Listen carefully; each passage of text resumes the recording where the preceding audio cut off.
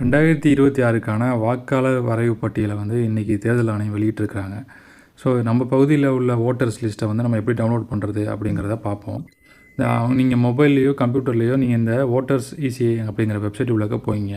வெப்சைட்டில் போனதுக்கு பிறகு நம்ம அது கீழே பார்த்தீங்கன்னாக்கா டவுன்லோட் எலக்ட்ரோல் ரோல் அப்படிங்கிற ஆப்ஷன் இருக்கும். ஸோ அதை கிளிக் பண்ணிங்க அப்படின்னு சொன்னால் நெக்ஸ்ட் பேஜ் போகும்.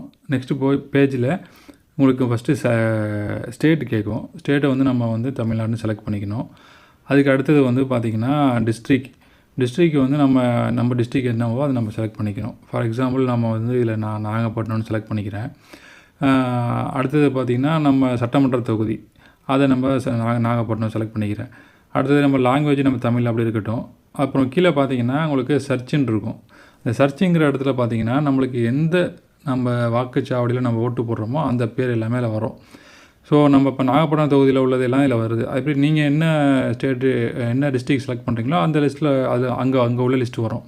ஸோ உங்களுக்கு தேவையான நம்பர், அதாவது பார்ட் நம்பர் அப்படிங்கிறது நம்மளுடைய வாக்குச்சாவடி எண் அது கரெக்டாக கொடுத்தீங்கன்னு சொன்னால் அது கீழே வந்துடும். அதை நீங்கள் டிக் பண்ணிவிட்டு நம்ம மேலே கேப்சா கரெக்டாக அடித்து டவுன்லோட் செலக்டட் பிடிஎஃப்னு இருக்குல்ல, அதை கிளிக் பண்ணிங்கன்னு சொன்னால் டவுன்லோட் ஆகிடும்.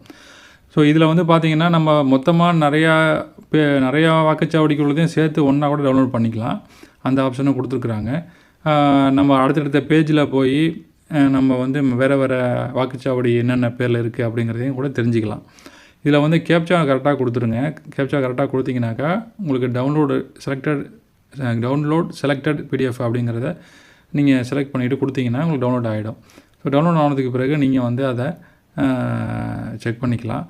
சில பேருக்கு டவுன்லோட் ஆகிறது லேட் ஆகலாம். சில 1 or 2 டைம் திருப்பி ரிப்பீட்டடாக நீங்கள் போடுற மாதிரிலாம் வரலாம். ஏன்னா இப்போது இன்றைக்கி தான் வெளியிட்டு இருக்கிறதுனால நிறைய பேர் அதை சர்வரை யூஸ் பண்ணிகிட்டு இருக்காங்க.